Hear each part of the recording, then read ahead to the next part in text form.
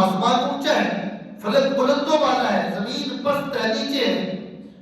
اب فلک جو ہے آسمان اپنے اعلیٰ ہونے کے دلائل پیش کرتا ہے، اپنے ذی قدر ہونے پہ دلائل پیش کرتا ہے کہ میرا مقام زیادہ ہے، میرا رتبہ زیادہ ہے، میں بلندی پہ اس لیے اعلیٰ ہوں۔ اور پھر دلیل کے طور پر فرشتوں کو پیش کرتا ہے کہ میں اس لیے اعلیٰ ہوں کہ مجھ پر فرشتوں کی جماعت موجود ہے، ملائک کا وجود مجھ پہ ہے، اور عرش ہے، لوح ہے، کرسی ہے، یہ چیزیں مجھ پہ ہیں، اس لیے میں فلک زمین تم سے اعلیٰ ہوں۔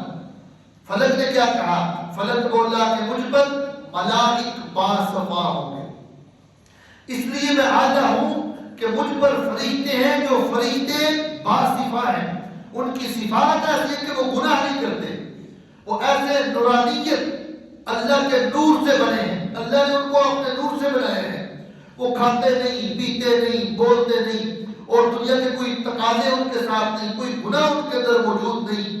اگر جب بھی بات کرتے ہیں، کلام کرتے ہیں، وہ اللہ رب العالمین کے حکم کے مطابق کلام کرتے ہیں، کوئی نازیبا الفاظ نہیں نکالتے، کوئی بےہودہ گفتگو نہیں کرتے، اگر کرتے ہیں تو نحن نسبح بحمدک ونقدس لک، اپنے اللہ کی حمد و ثنا بیان کرتے ہیں، رب العالمین کی تسبیحات بیان کرتے ہیں، انسانوں کی طرح بےہودہ گفتگو نہیں کرتے۔ فرشتوں کو پیش کیا، ملائک کو پیش کیا۔ فلک بولا کہ مجھ پر ملائک باصفا ہوں گے، مجھ پر فرشتوں کی جماعت ہے، عام فرشتے بھی ہیں، ان میں خاص فرشتے بھی ہیں، جبرائیل بھی ہے، میکائیل بھی ہے، اسرافیل بھی ہے، اسرائیل بھی ہے، جس کے بارے میں رب العالمین فرماتا ہے کہ جبرائیل روح القدس ہے، فرشتوں کا سردار ہے۔ اب جبرائیل کو اس نے پیش کیا تو زمین نے اپنا مدعا پیش کیا۔ زمین کہتی ہے کہ تجھ پر فرشتے ہیں نا، تو مجھ پر تو کہتا ہے کہ انسان تجھ میں آباد ہو گئے، میں فرشتوں کو پیش نہیں کرتی، میں اپنے انسانوں میں انبیاء اور اللہ کے اولیاء کو تیرے سامنے پیش کرتی ہوں۔ فلک بولا کہ مجھ پر ملائک باصفا ہوں گے، زمین بولی کہ مجھ پر انبیاء اولیاء ہوں گے۔ اب اس جملے میں فلک کو جواب دیا زمین نے کہ اے فلک، اے آسمان، تو فرشتوں پہ ناز کرتا ہے، تو جبرائیل پہ ناز کرتا ہے، آنا معراج کی رات کو دیکھ تو صحیح ذرا، تیرا جبرائیل جو فرشتوں کا سردار ہے، انسانوں کے سردار کے پاس آیا ہے، اور کس کی غلامی کے لیے آیا ہے۔ اب یہاں آقا کون ہے، غلام کون ہے، لانے والا کون ہے، لے جانے والا کون ہے، اور بلوانے والا کون ہے، جس کو بلایا جا رہا ہے وہ کون ہے؟ ایک انسان ہے، انسانوں کا سردار ہے، سید البشر ہے، امام الانبیاء ہے، فخر موجودات ہے، محمد رسول اللہ کی ذات اقدس ہے۔ یہ انسانوں کے سردار ہیں، انسانوں کے سردار ہیں، اور دوسری طرف جبرائیل فرشتوں کا سردار ہے۔ اب فرشتوں کا سردار انسانوں کے سردار کو اگر بیدار کرتا ہے، اور بیدار کس طرح کرتا ہے؟ اللہ کے نبی آقا کریم رؤوف الرحیم صلی اللہ علیہ وسلم آپ نے بستر پہ تشریف فرما ہے، جہاں حضور کا قدم ہے، جبرائیل نبی کے قدموں کو آ کر بوسہ دیتا ہے۔ ایک روایت میں یہ کیسے رخسار کو، اپنے نبی پاک کے پاؤں کے تلوے کو جبرائیل اپنے رخسار چہرے پہ سے اپنے منہ سے بوسہ دیتا ہے، اور دوسری بات یہ کہ اپنا رخسار کی جگہ حضور کے پاؤں کے ساتھ اس طرح مسلتا ہے، اس طرح ہم ہاتھ لگاتے ہیں ایسے۔ جبرائیل اپنا رخسار انسانی شکل میں آتا ہے، یہ جگہ حضور کے پاؤں تلوے کے ساتھ ایسے مس کرتا ہے۔ انسانی فطرت ہے نا، وہ تھوڑی سی حس محسوس ہوتی ہے۔ اب نبی پاک صلی اللہ علیہ وسلم بیدار ہوئے تو مقصد اب یہاں انداز دیکھیں کہ ایک طرف جبرائیل فرشتوں کا سردار ہے، انسانوں کے سردار کو آ کر بیدار کس طرح کر رہا ہے، کس طرح کر رہا ہے؟ ہاتھ لگایا، سر پہ ہاتھ لگایا، وجود کو ہاتھ نہیں کیا، اٹھ جاؤ جی اللہ کا حکم آ گیا، نہیں، ادب کا، محبت کا، احترام کا، مجھ کو آپ کو امت کو سکھا دیا کہ اے میں جبرائیل ہوں، مجھے روح القدس کہتے ہیں، مجھے روح الامین کہتے ہیں، مجھے ملائکہ کا سردار کہتے ہیں۔ اے لوگوں، اگر میں فرشتوں کا سردار تمہارے انسانوں کے سردار کا اس طرح ادب کر رہا ہوں، اے امتیوں تم بھی اپنے آقا کا اس طرح ادب و احترام کرو، اور اپنی عاجزی کا اظہار کر رہا ہے۔ بہرحال جبرائیل علیہ السلام حاضر ہوئے، نبی پاک بیدار ہوئے، جی کون تھی جبرائیل، کیا بات ہے؟ اللہ کا پیغام آیا، کر رہے ہیں، کہاں لانا ہے، کدھر جانا ہے، کیا حکم ہے؟ فرمایا یہ اللہ جانے اور آپ جانے، میرا کام ہے آپ کو پہنچانا۔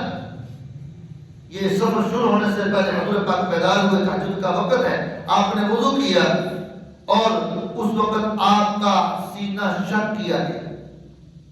شق صدر اس کو کہتے ہیں، الم نشرح لک صدرک، نبی پاک کے سینے مبارک کو چاک کیا گیا، سینہ سونے کے تھال میں رکھا گیا اور نہر کوثر کے پانی سے اس دھویا گیا، تاکہ انسانی فطرت جو ہے، انسانی تقاضے ہیں، یہ دل جو ہے انسان کا دل کا نا، اس کے اندر اللہ نے ایسی چیزیں رکھنی تھی کہ وہ چیزیں اللہ کی بنائی ہوئی، اللہ کی دکھائی ہوئی چیزیں جو حضور کو اللہ نے دکھانی تھی، لِنُرِيَهُ مِنْ آیَاتِنَا، اللہ اپنی نشانیاں دکھانا چاہتا تھا، اللہ کچھ ایسی قدرتیں دکھانا چاہتا ہے کہ اللہ رب العالمین نے فرمایا کہ انسانی آنکھ، انسانوں کا دل اس قابل نہیں ہوتا کہ ایسی چیزوں کو دیکھ کر وہ برداشت کر سکے۔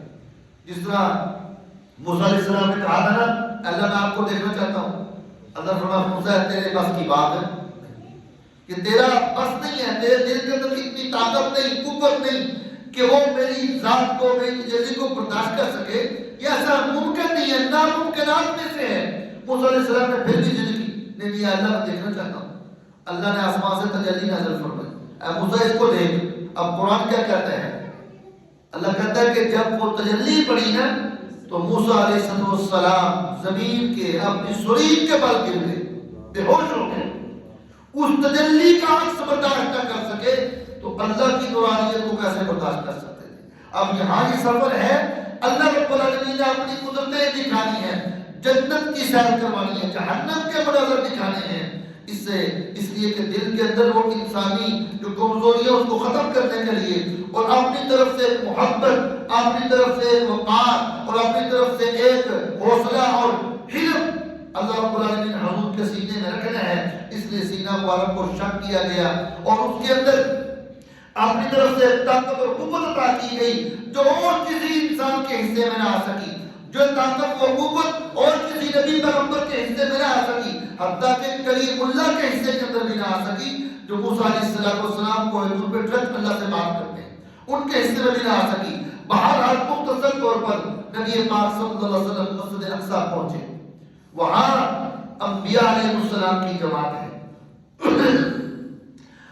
اللہ رب العالمین نے وہاں اس سفر میں حضور پاک صلی اللہ علیہ وسلم کو امام الانبیاء ہونے کا شرف عطا فرمایا۔ بعض مفسرین نے فرمایا کہ یہ پہلے امامت ہے، اور بعض نے فرمایا کہ یہ پہلے سفر ہوئے آسمانوں کے، اور وہ اس کی دلیل بھی یہ ہے کہ جب آپ پہلے آسمان پہ جاتے ہیں، عیسیٰ علیہ السلام سے ملاقات ہوتی ہے، جبرائیل سے پوچھا جاتا ہے جبرائیل یہ کون ہے؟ فرمایا عیسیٰ علیہ السلام۔ جبرائیل تعارف کرواتے ہیں، اور یہ تعارف اس وجہ سے تھا کہ پہلے ملاقات نہیں تھی، پہلے آسمان، دوسرے آسمان، تیسرے آسمان، انبیاء سے ملاقات ہوتی جاتی ہے، آدم سے ملاقات ہوتی ہے، ساتویں آسمان پہ حضرت ابراہیم علیہ السلام سے ملاقات ہوتی ہے، اور ابراہیم علیہ السلام کا وہ پیغام آج بھی ہر منبر رسول پہ بیٹھنے والے کی ذمہ داری ہے کہ نبی پاک صلی اللہ علیہ وسلم کو حضرت ابراہیم علیہ السلام نے فرمایا اے میرے بیٹے محمد اپنی امت کو جا کر میرا سلام پیش کرنا، اور یہ پیغام ایسا ہے آج میں آپ کے سامنے بیان کر رہا ہوں۔ جب نبی پاک صلی اللہ علیہ وسلم نے بیان فرمایا کہ تم سب کو وعلیکم وعلیکم السلام، ہماری طرف سے ابراہیم کو بھی اس کے جواب دینا چاہیے۔ جب ابراہیم علیہ السلام کی طرف سے سلام پہنچا تو اس کے جواب میں کیا کہنا؟ وعلیکم السلام ورحمۃ اللہ وبرکاتہ۔ یہ آپ بھی کہتے ہیں سارے بھائی، مقصد افراہیم علیہ السلام کا پیغام اس سے پہلے امت تک نہیں پہنچا۔ اس سفر معراج میں یہ میری اور آپ کی بھی عزت افزائی ابراہیم علیہ السلام نے کر دی۔ یہ اللہ نے مجھے آپ کو پوری امت کو قیامت تک آنے والے امتیوں کو یہ شرف کیسے بخشا کہ حضور پاک صلی اللہ علیہ وسلم کو معراج کا سفر کروایا۔ اس میں دیگر انبیاء کے ساتھ ساتھ ابراہیم علیہ السلام سے ملاقات بھی، ابراہیم علیہ السلام نے ہاتھ احوال لیا، گفتگو ہوئی، اور واپسی میں ابراہیم علیہ السلام نے نبی پاک صلی اللہ علیہ وسلم کو حضور کی امت کی طرف سلام بھیجا، حضور کے ہاتھوں سلام بھیجا۔ اب اس سفر معراج کی وجہ سے اس سے پہلے نبی کی امت کو کبھی کسی نبی کا پیغام تو نہیں آیا، کسی نبی کا سلام تو نہیں آیا، تو اس سفر معراج میں امت کے بھی اعزاز کو اللہ نے بلند فرما دیا، اور اسی وجہ سے ایک اس سفر کے اندر جو اللہ رب العالمین کی طرف تحفہ ملا نماز کا 50 نمازیں بالآخر 5 باقی رہ گئی. اللہ نے وعدہ فرمایا اے میرے محبوب جو بھی ان کی 5 پڑھے گا دن میں ثواب اس کو 50 نمازوں کا عطا فرماؤں. پڑھے گا صرف 5 لیکن ثواب کتنی کا 50 نمازوں کا میں اس کو ثواب عطا کروں گا. اب یہ 50 نمازوں کا جو اجر و ثواب ہے یہ نماز کا تحفہ اللہ نے سفر معراج پر حضور کو عطا فرمایا. اور بعض خطباء بعض بڑے خطیب جو لوگ ہوتے ہیں اپنے خطیبانہ انداز میں کہتے ہیں کہ اللہ نے دیگر سارے کے احکامات مثلا حج ہے روزہ ہے اور دیگر جتنے بھی رب کے احکامات ہیں یہ اللہ نے جبرائیل کے ذریعے بھیجے. جو امت کو کہہ دو کہ جناب روزہ رکھیں, حج کا موقع کہ حج ادا کریں, قربانی کا موقع کہ قربانی کریں, اپنے ماں باپ کا احترام کریں, غربا مساکین کے ساتھ تعاون کریں, جتنے بھی احکامات ہیں. لیکن نماز اتنی اہم عبادت ہے, رب العالمین کی طرف سے اتنا اہم حکم تھا کہ اس نماز کو دینے کے لیے اللہ نے جبرائیل کے ہاتھ سے یہ پیغام نہیں بھیجا بلکہ آقا کریم کو اپنے پاس بلا کر یہ تحفہ عطا فرمایا. اس لیے مفسرین بھی محدثین بھی فرماتے ہیں کہ عبادات میں نماز سب سے اہم عبادت ہے, سب سے اہم عبادت ہے. یہ سفر معراج میں نبی کا تحفہ ہے جو اللہ نے حضور کو تحفہ عطا فرمایا.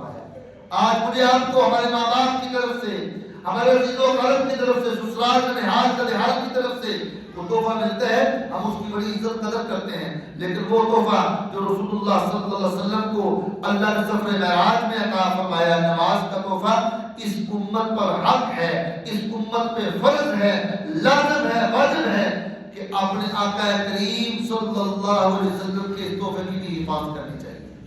کوشش کریں گے انشاءاللہ, ہم سب کوشش کریں گے انشاءاللہ 5 نمازوں کی حفاظت فرمائیں. اور اگر بعد نماز پڑھیں تو پھر اجر اور بڑھتا جائے گا.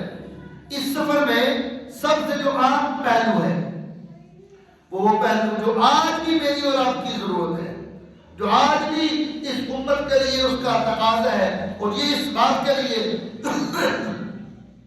کہ آج جتنے ہمارے اندر خرافات ہیں, آج جو ہمارے اندر گناہ موجود ہیں, اللہ کے نبی صلی اللہ علیہ وسلم نے اس سفر معراج میں ان کو بیان کیا ہے.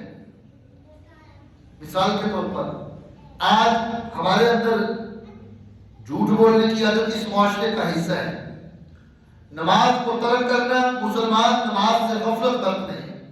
سود خوری عام, زنا کرنے والے زنا کی لذت میں ڈوبے ہوئے, بے ایمانی کرنے والے وہ بھی موجود, اپنی زبان سے دوسروں کی عزتوں کو اچھالنے والے وہ بھی موجود, اپنی زبان کو لوگوں کے اندر لڑائی اور جھگڑے میں ڈالنے والے ایسے فتنہ پرور لوگ موجود ہیں. ان کی زبان سے 2-4 جملے بس نکلنے ہیں, معاشرے کے اندر آگ لگ جائے.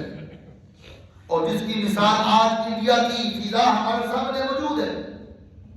یہ کون لوگ ہیں جو اپنی زبان سے چند باتیں, چند کلام نکال کر لوگوں کو گفتگو کر کے بھڑکانے والے کون ہیں؟